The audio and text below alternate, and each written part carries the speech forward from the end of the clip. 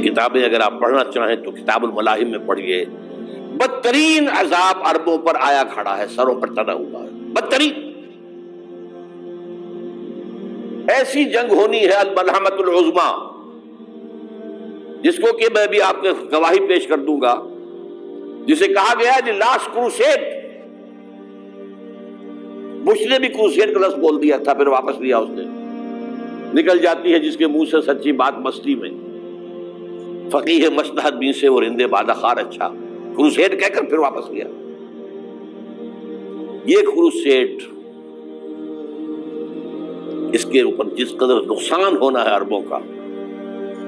Greater اسرائیل بنے گا، یہ عراق، شام، اردن، سعودی عرب کا کچھ شمالی علاقہ، ترکی کا جنوبی علاقہ، مصر کا صحرائے سینا، اور اس کے ساتھ ہی جو بہترین اس کا زرخیز ترین علاقہ ڈیلٹا آف نائل، یہ سب یہودیوں کے قبضے میں جائے گا. اس کو حدیث میں کہا گیا الملحمۃ العظمیٰ.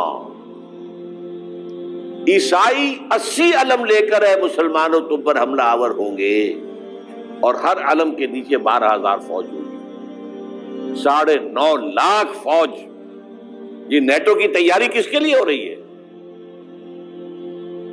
جب یو ایس ایس آر کا خاتمہ ہوا تو پوچھا گیا تھا نیٹو چیف سے، اب کس لیے؟ تمہارا وہ دشمن تو ختم ہو گیا، اب ہمیں اسلامک فنڈامنٹلزم سے نمٹنا ہے.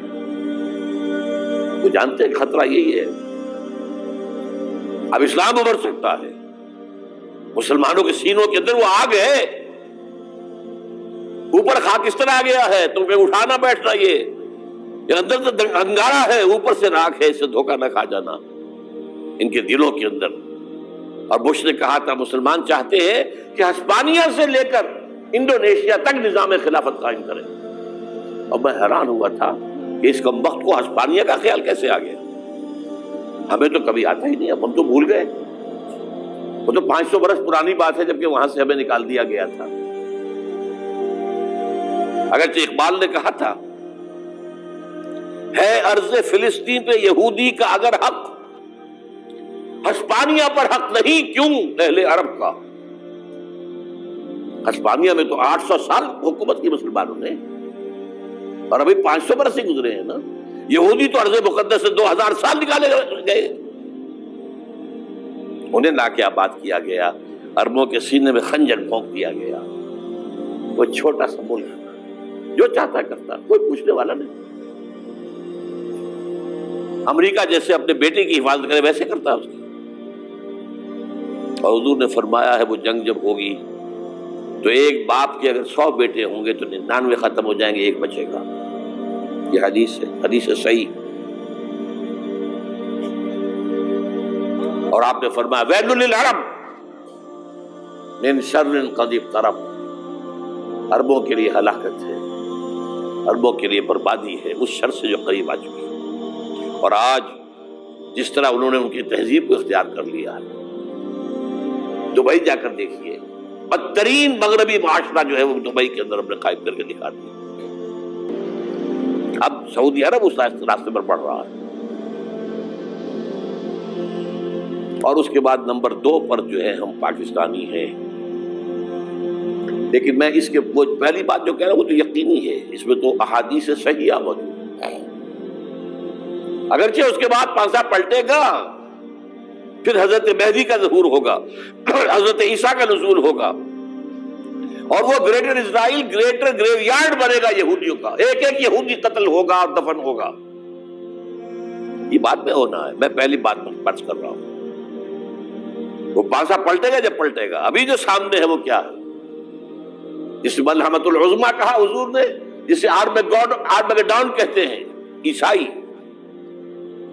آرمگیڈون کی اگر کہیں جا کر آپ دیکھیں گے، آپ ڈکشنری میں مانی تو کیا لکھا ہے؟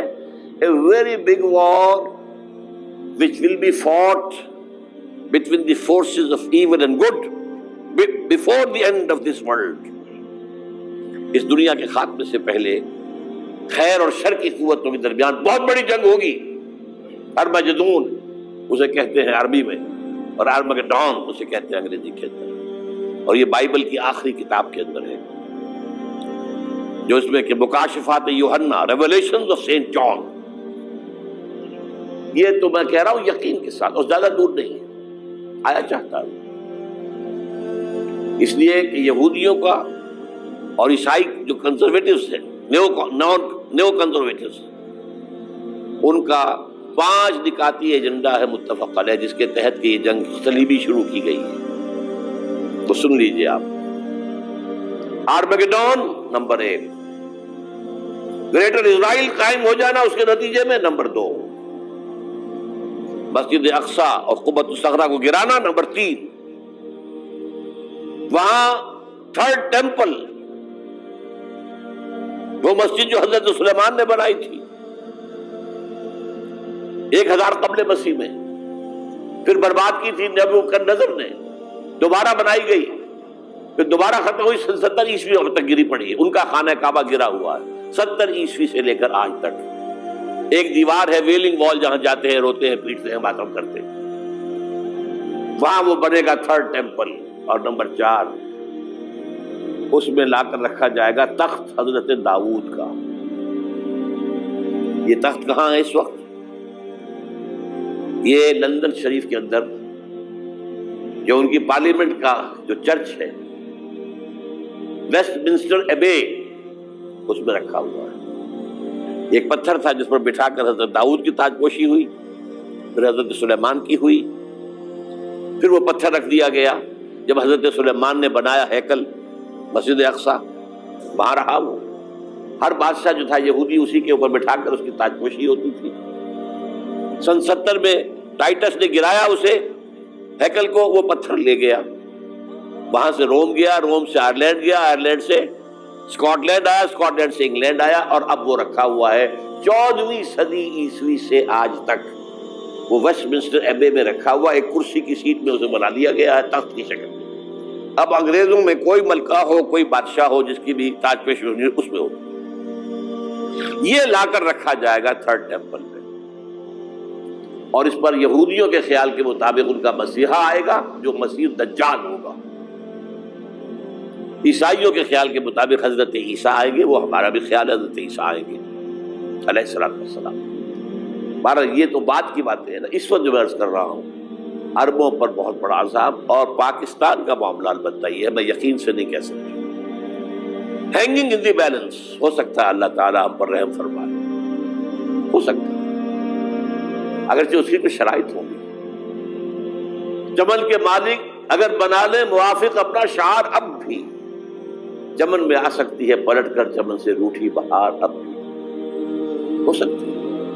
اور یہ بھی ہو سکتا ہے کہ اللہ تعالیٰ نے معجزانہ طور پر ہمیں ملک دیا، ہم نے اللہ سے بدعہدی کی، وعدہ خلافی کی، غداری کی، لہذا سزا دی جائے اور ہم سے یہ ملک چھین لیا جائے۔ اٹس جسٹ پاسبل، دور نہ سمجھے، اسے انہونی بات نہ سمجھے۔ جو گھیراؤ ہو رہا ہے آپ کا، آپ کے مغرب میں نیٹو فورسز اور مشرق میں بھارتی فورسز گدھوں کی طرح بیٹھے ہوئے انتظار کر رہے ہیں پاکستان اور ڈسٹیبلائز ہو جائے، یہاں اور بدامنی ہو جائے۔ اب لاہور میں پھر آج دھماکے ہو گئے ہیں، 2 دن پہلے کا دھماکہ میں سہ کے آیا ہوا ہوں، آپ کے سامنے بیٹھا ہوں، وہ جانے بچی ہیں۔ جو ہماری اکیڈمی کا حشر ہوا وہ میں آپ کو نہیں بتا سکتا۔ یہ سارا کیوں ہو رہا ہے؟ تاکہ یہاں بدامنی ہو جائے اور ہمیں جواز مل جائے، مغرب سے نیٹو فورسز داخل ہو جائیں، مشرق سے بھارتی فورسز آ جائیں، اور ہمارے ایٹمی دانت توڑ کر اور پھر ہمیں بھارت کے سامنے ڈال دیا جائے۔ نو ڈو ایز یو لائک۔ یہ ان کا نقشہ ہے، ہوگا کیا وہ اللہ جانتا ہے، ہوگا وہ جو اللہ چاہے، لیکن اللہ کا چاہنا جو ہے وہ کس پر منحصر ہے؟ یہاں انقلاب برپا کرو، یہاں اسلام لاؤ۔ اگر دھندوں میں لگے رہو گے تو وہ خود بخود نہیں آ جائے گا انقلاب۔ صحابہ نے جانیں دی تھی، کتنی تکلیفیں اٹھائی تھی، 12 برس تک مکی دور کے اندر با نشہ درویشی در ساز و دمادم زن، جو پختہ شبی خدرا بر سلطنت جم سن۔ یوم طائف یاد ہے جو حضرت عائشہ فرماتی ہے کہ میں نے پوچھا تھا حضور سے کہ یوم احد سے زیادہ سختی بھی آپ پر کبھی آئی؟ یوم احد پر کیا ہوا تھا؟ تلوار کا وار پڑا تھا آپ کے چہرہ مبارک، یہ جو رخسار کی ہڈی ہے اس کے اندر وار گیا ہے، اوپر خود کی 2 کڑیاں تھیں وہ اس پہ گھس گئیں، 2 دندان مبارک شہید ہوئے۔ وہ خود کی کڑیاں ایک صحابی نے اپنے دانتوں سے پکڑ کر کھینچنے کی کوشش کی، دانت نکل گئے، وہ نہیں نکلی، کیا جتن کر کے نکالی گئی ہوگی تو خون کا فوارہ آیا، اتنا خون گیا ہے کہ آپ بے ہوش ہو گئے، گر گئے، اور مشہور یہ ہو گیا کہ آپ کا انتقال ہو گیا، شہادت ہو گئی۔ یہ سیرت کبھی پڑھی ہے؟ حضرت عائشہ کے ہوش کا تو یہی دور تھا نا، یوم طائف میں جو آپ کی کیا تھی، بچی تھی، انہیں کیا پتا کیا ہو رہا ہے حضور کے ساتھ۔ 3 دن تک حضور مکے کی گلیاں اور وہاں کے اوباش لوگ پتھراؤ کر رہے گئے تھے اس امید میں کہ شاید وہاں کا کوئی سردار ایمان لے آئے، تو یہاں تو ابو طالب بھی فوت ہو گئے، یہی دنیاوی سہارا تھا، خاندانی سہارا تھا ابو طالب کے ذریعے، اور گھر میں ایک دلجوئی کرنے والی رفیقہ حیات تھی، وہ بھی، ان کا بھی انتقال ہو گیا۔ آپ نے کہا یہ عام الحزن ہے، اب تو سب کو طے ہو گیا قریش کو کہ اب جیسے قتل کر دو، اسی لیے آپ گئے طائف، شاید وہاں کا کوئی بڑا سردار مانے، ایمان لے آئے مجھ پر، تو میں اپنا مرکز ادھر شفٹ کر دوں۔ تینوں سے ملے ہیں، تینوں نے وہ جواب دیے، نکل جاؤ یہاں سے، میں تمہارے ساتھ بات بھی کرنے کو تیار نہیں۔ اچھا، تمہارے سوا کوئی نہیں ملا تھا اللہ کو نبی بنا کر بھیجنے کے لیے؟ دیکھو جاؤ، میں بات نہیں کرنا چاہتا، ہو سکتا ہے میں بے عزتی کر بیٹھوں، واقعی تم اللہ کے نبی ہو تو میں مارا جاؤں گا، جاؤ جاؤ جاؤ۔ یہ سلوک محبت کے ساتھ ہوا ہے۔ اور پھر چھوکروں کو، اسٹریٹ ارچنز جنہیں آپ کہتے ہیں، اشارہ کیا، خبر لو ان کی، پتھراؤ ہو رہا ہے، ساتھ کوئی ہے ہی نہیں، ایک آدمی صرف، زید ابن حارثہ۔ اب سامنے سے پتھر آ رہے ہیں تو حضرت زید آگے آ جاتے ہیں، ڈھال بنتے ہیں، مجھے لگے پتھر حضور کو لگے، اب پیچھے سے آ رہے ہیں، چاروں طرف سے تو ڈھال نہیں بن سکتا، جسم لہو لہا، خون جا کر جوتیوں میں جم گیا ہے، جوتی اتر نہیں تھی۔ پھر وہاں سے واپسی پر جو دعا مانگی ہے،